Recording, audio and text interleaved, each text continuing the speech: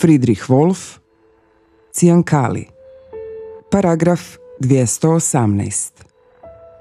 Prizor 7. Berlin, 1929. godina. Radnička četvrt Wedding. Kuhinja majke Fendt. Večer. Kukuk i gospođa Kle sjede za stolom i pred sobom tupo mrve kore kruha u svoje šalice za kavu. Kukuk čita iz jednog ostatka novina. Majka Fendt briše peć i posprema.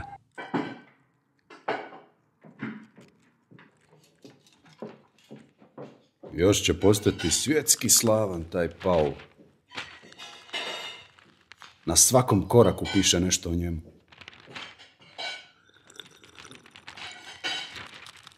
Sad kad su ga likvidirali i imaju ga na sigurnom, tek sada cijeli registar izlazi na vidjelo. Prije uhićenja još nekog murjaka ubio hicem u glavu.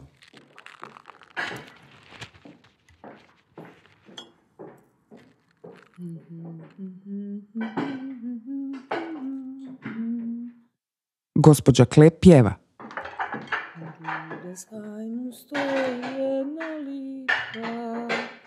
Dok kroz lišće pirkala hor proljetni. Jedno srce... dragi dupelisi, kad bi samo jedan od vas bio barem četvrtinu kao Paul. Što? Duša se negdje mora olakšati. Kukuk zapjeva da odvrati pozornost. Ložač Kristijan Šulce, inače pošten čovjek, jednom je na svom radnom mjestu čuo: smanjujemo proizvodnju, ovo ti je zadnja plaća. Na ulici se našao praznih ruku. Nakon dolaska nacista na vlast 1933. godine uslijedio je brutalni progon svih njihovih protivnika. Prvi na redu bili su komunisti. Nacisti su iskoristili palež zgrade njemačkog parlamenta Reichstaga koji se dogodio 27. veljače 1933. godine. Optužili su komuniste za podmetanje požara. Iste noći uhićeno je oko 4000 ljudi. Dan nakon toga potpisana je odredba za zaštitu naroda i države kojom su ukinuta osnovna građanska prava poput prava na privatnost i prava na slobodu mišljenja i govora. Time su nacisti opravdali uhićenje 81 zastupnika komunističke partije Njemačke u parlamentu koji unatoč 5 milijuna glasova njemačkih birača nisu niti dobili priliku stupiti na dužnost. Uskoro je broj uhićenih komunista u cijeloj Njemačkoj nadrastao kapacitete postojećih zatvora. Zbog toga su nacisti otvorili prvi koncentracijski kamp, Dachau. Komunistička partija je zabranjena. Pisac ove drame, liječnik, komunist, Židov Friedrich Wolf, morao je 1933. godine emigrirati u Moskvu. Friedrich Wolf je uključen u službeni popis zabranjenih autora nacističke Njemačke, a nacisti su među nepoželjnim knjigama javno spalili i dijela Friedricha Wolfa, uključujući i dramu Ciankali, paragraf 218. Studente koji su na Berlinskom opernom trgu palili knjige pozdravio je i nacistički ministar narodnog prosvjećenja i propagande Josef Goebbels riječima: ne dekadenciji i moralnoj korupciji, da pristojnosti i moralnosti u obitelji i državi. Neugodan muk.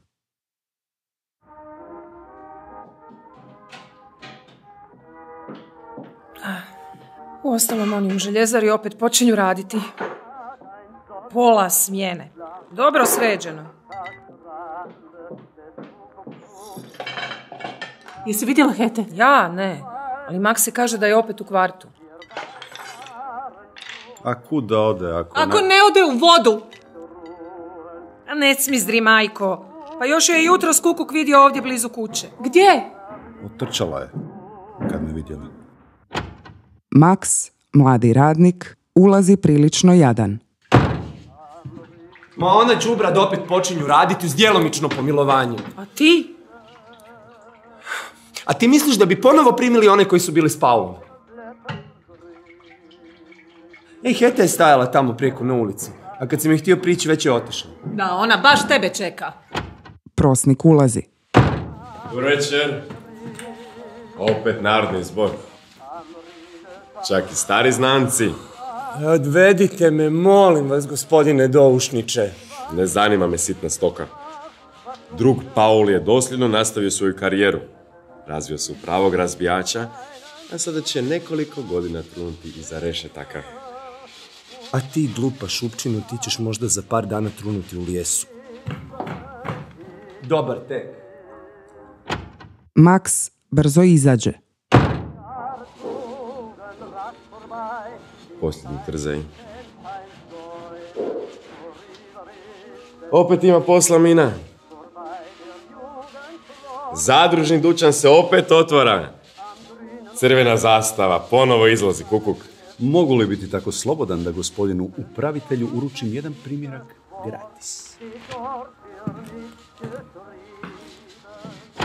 Kukuk izađe. Čekaj, Kukuk, idem s tobom. Gospođa Kle ode za Kukukom.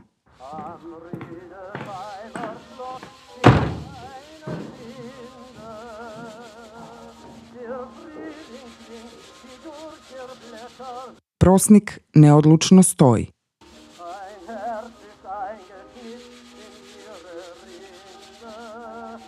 Jeste li čuli nešto o njoj? A što bi čula? Je li vam sve jedno? Ostavite vi mene na miru! Trebali smo je zaustaviti. Ma da mi je znati kako. Vi ste ju ošamarili. Vi ste govorili o sramoti. Ja sam htio uzeti k sebi.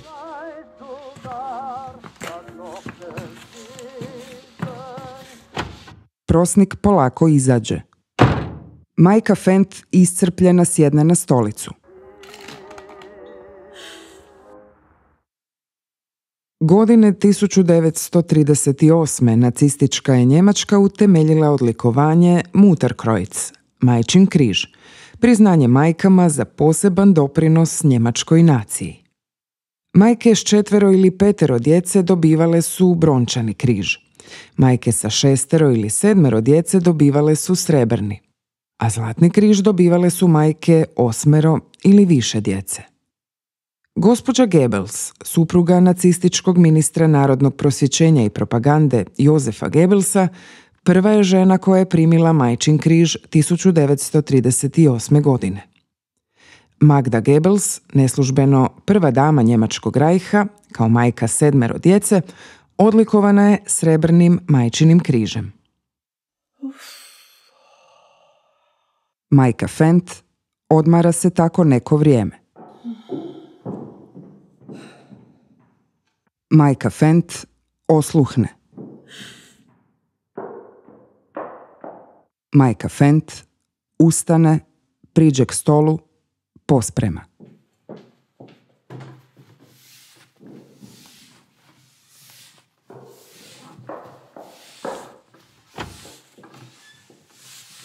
Hete tiho uđe.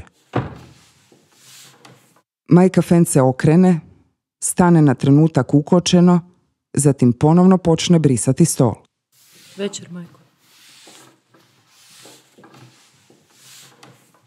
Htjela bi sjesti.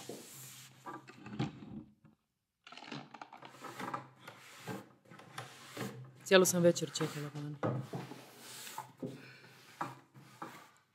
Htjela sam te još jednom vidjeti. Majka Fent ulije kavu i stavi je pred Hete. Svi su ostali otišli, zar ne? Htjela sam još jednom doći k tebi. Jer bi mi možda mogla reći još koju riječ. Žedna sam. Tako mi je vruće. cijeli dan.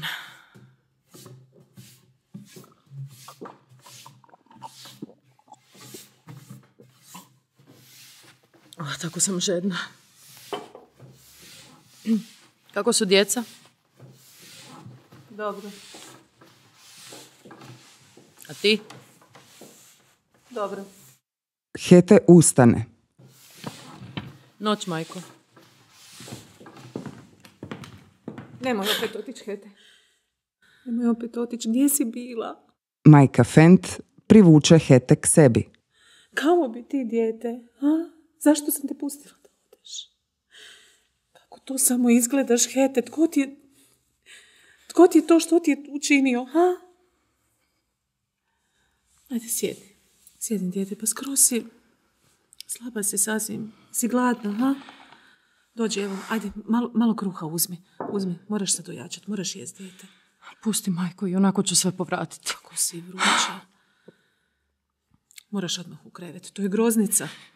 To je od stajanja vani ovako kasno. Kad se prehladiš. Gripa je to, evo, to je prava gripa. Hete pogleda majku Fent. Od onog? Da. Dijete, tko ti je to učinio? Majko, moram umrijeti, majko. Nitko mi neće pomoći, majko. Groznica je već u mom trbuhu, majko. Daj, ne lupetaj gluposti, Hete. Smir se, Hete, smir se. Pozvat ću doktora. Jesi li luda, majko? Ostani tu. Pa taj će nas još odvesti u zatvor. Ti si to napravila? Je li uspjelo? Ne, majko. Ja to nisam mogla sama. Nitko mi nije pomogao. Sad sam bolesna, majko, jer nisam točno znala što treba. Nešto sam si napravila, majko, i sad imam groznicu u utrobi, majko. Groznicu, a uz to još i mrtvo dijete. Kamo ćeš? Liječnik mora doći. Taj neće pomoći, to znam. Ali netko mora pomoći, Hete. Ti, majko. Ti mi moraš pomoći. Majko. Evo. Ova mala bočica. To mi je dala ona žena. I od toga samo 5 kapi, vidiš? Ovakva bočica, vidiš li? Cijankali ili kalijev cijanid, KCN. Sol cijanovodične kiseline, izuzetno otrovan, miriše po bademu, lako topiv u vodi. Cijankali uzrokuje napade, spor rad srca, niski krvni tlak, gubitak svijesti. Zatim nastupa srčani ili respiratorni arest. Smrt. U smanjenoj koncentraciji otrov prvo uništava osjetljiva tkiva, kao što je tkivo ploda. U tom slučaju otrov izaziva kontrakcije maternice zbog kojih dolazi do ekspulzije ploda. To bi trebalo pomoći. Cijankali. Zvuči kao otrov. Ako se uzme previše, ali samo 5 kapi, to uzrokuje samo grčeve. Onda dođe i onda prođe. Taj strah, majko, taj užasan strah, to mora jednom proći. Kad je ono možda već mrtvo. Hete zgrabi majku Fent. Majko! Ti ćeš mi to dati, majko. Ti me nećeš otjerati, majko, ti ćeš ostati uz mene. Dobijem grčeve. Ali što ako je to otrov? To pomaže. To pomaže, majko. Tiho, dijete, ajde tiho. Imaš groznicu. Stišaj se već jednom. Slušaj. Tvoja ti majka želi pomoći. Pomoći će. Pusti je samo da prvo dođe do daha. Ti si ipak moje dijete. Ti sad hoćeš da ti tvoja majka da piti. To hoćeš. Ako bude boljelo, onda hoćeš da majka bude uz tebe. Majka Fent napuni čašu vodom. I to sad treba tu unutra. I onda ćeš ti to popiti i biti sasvim mirna, Hete. Sasvim mirna. Koliko, Hete? Hete ulije nekoliko kapi. Samo da pomogne. Ulije još nekoliko kapi. Mirno, dijete, ajde, samo mirno. Pa to je samo nekoliko gutljaja, vidiš? Ajde. Ja ostajem uz tebe, dijete. Stavi glavu na moje rame, samo mirno, tako. Tako je već bilo jednom kad si bila sasvim mala. Ete. Majko,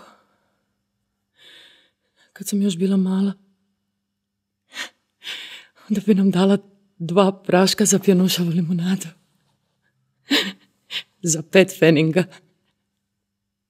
1 bijeli i 1 ružičasti. Moralo ih se staviti u čašu. Najprije bijeli i onda naliti vodu, pa onda ružičasti. I onda se to pjenilo kao mineralna voda. Eto vidiš. Sve to i nije tako loše, zar ne? Dođi. A što ako me to ubije, majko?